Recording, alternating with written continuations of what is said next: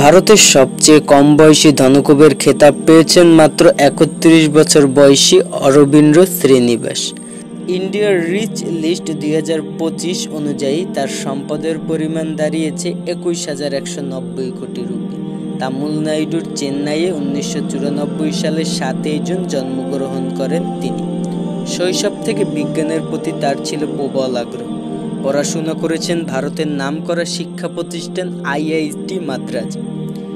পরবর্তীতে তিনি যুক্তরাষ্ট্রে উচ্চশিক্ষার জন্য যান। ২০২১ সালে ইউনিভার্সিটি অব ক্যালিফোর্নিয়া থেকে কম্পিউটার সায়েন্সে PhD ডিগ্রি অর্জন করেন।